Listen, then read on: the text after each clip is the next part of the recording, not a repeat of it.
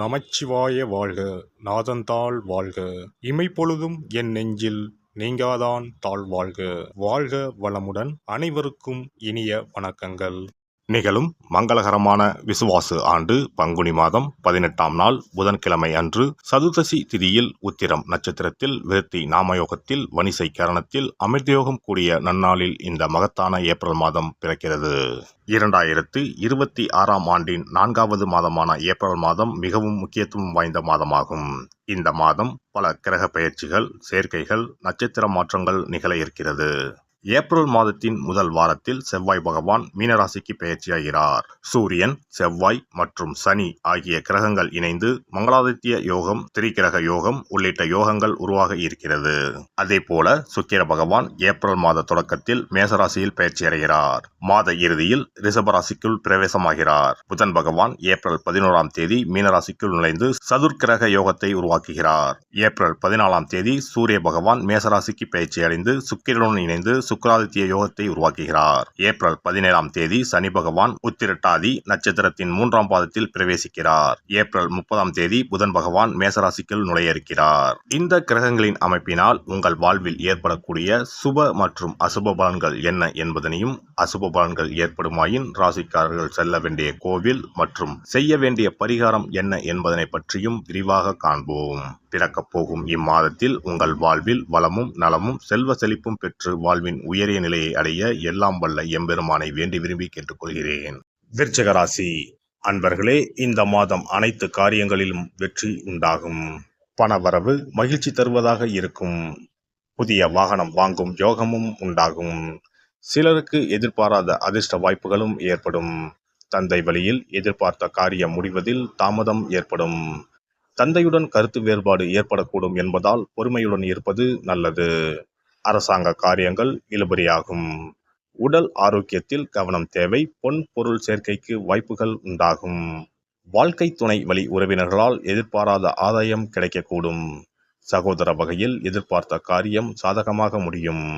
வீடு மனை வாங்கும் முயற்சி அனுகூலமாக முடியும். ஆனால் உறவினர்களால் அடிக்கடி பிரச்சனைகள் ஏற்படக்கூடும் என்பதால் கூடுமான வரை பொறுமையை கடைபிடிக்கவும்.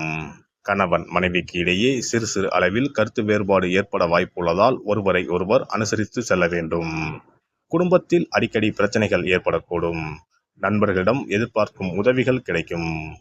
நண்பர்களால் வாழ்க்கையில் நல்ல திருப்பம் ஏற்படும். அலுவலகத்தில் பதவி உயர்வு, ஊதிய உயர்வு போன்ற சலுகைகள் கிடைக்கும்.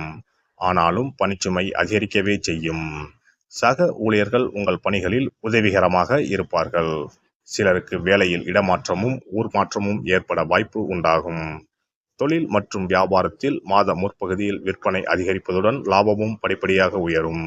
ஆனால் முன்பின் தெரியாதவருடன் ஒப்பந்தம் செய்து கொள்ள வேண்டாம்.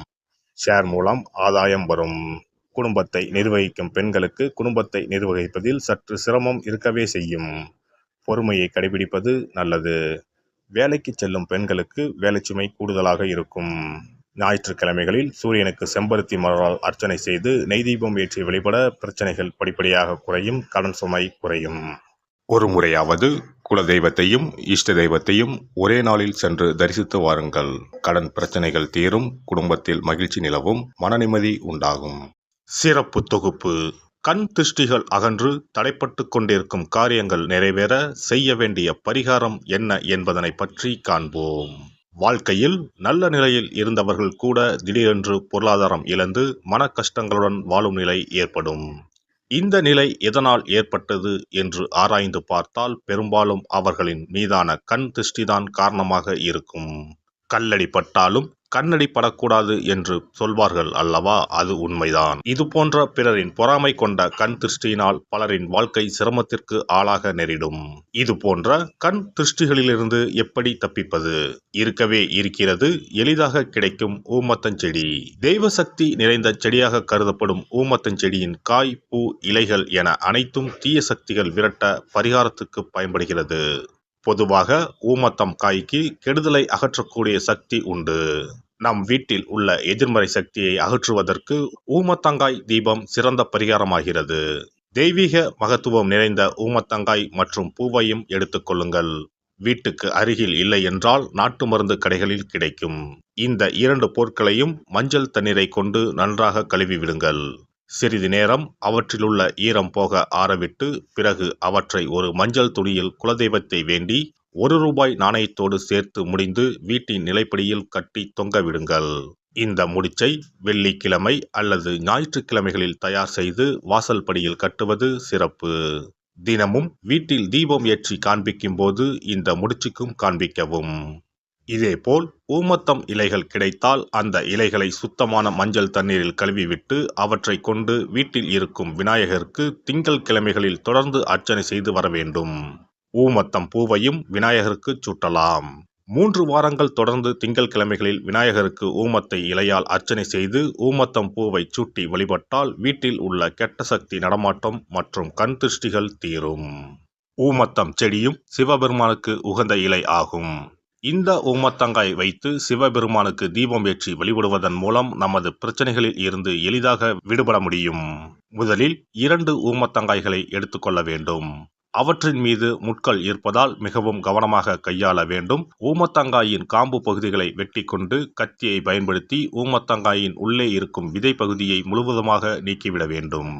பின்னர் 2 அகல் விளக்குகள் மற்றும் விளக்கு வைப்பதற்கான 2 தட்டுகளை எடுத்து சுத்தம் செய்து அவற்றிற்கு மஞ்சள் குங்குமம் போட்டு வைத்துக் கொள்ள வேண்டும்.